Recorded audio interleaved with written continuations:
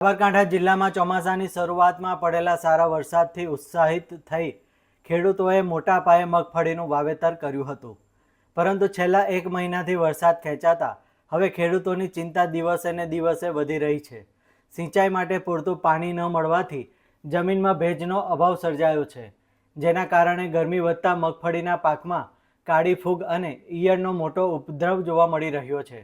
પ્રતિ વીઘા અંદાજે ₹50,000 જેટલો મોંઘો ખર્ચ કરવા છતાં પાક સુકાવા લાગતા ખેડૂતોનું લાખો રૂપિયાનું રોકાણ જોખમમાં મુકાયું છે।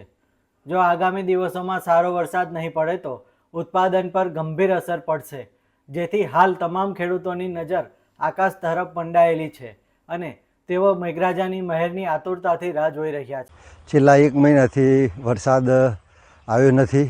વરસાદ ન આવવાના કારણે ખેડૂતોની જે જમીન છે પોચી રહી જાય। જમીન પોચી રહેવાથી અંદરની ગરમીથી કાળી ફૂગ આવે એટલે મગફળી જતી રહે છે। અત્યારે હાલ સિંચાઈ અમારી થોડી ઘણી વ્યવસ્થા હતી તે ગારવી અને મગફળીનું વાવેતર કર્યું છે 9 તારીખે। હવે અત્યારે હાલ વરસાદની ખાસ જરૂર છે, પણ વરસાદ આવતો નથી, જેના લીધે કાળી ફૂગ આવી ગઈ છે। પાછી ઉપર કાતરા અને ઈયળો એનો ઉપદ્રવ પાનના કાતરા ખાઈ જાય છે। ખેડૂતોને બહુ આસાન નુકસાન છે।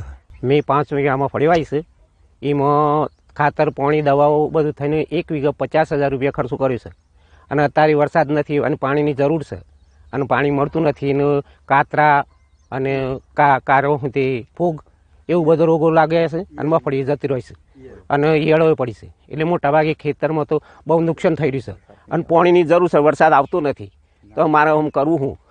અને અત્યારે મોગાન ભાવનું બિયારણ લાઈન ગાલ્યું છે, ₹34 મણ એક કટ્ટું લાઈન ગાલ્યું છે અને બિયારણ બેરી લાવ્યું છું, પૈસા પૂરા થઈ શકતા નથી અને વરસાદ આવતો નથી। એટલા માટે કોઈ સહાય કે કોઈ મળે તો સારી વાત છે, કે ખેડૂત મળી જવાનું છે।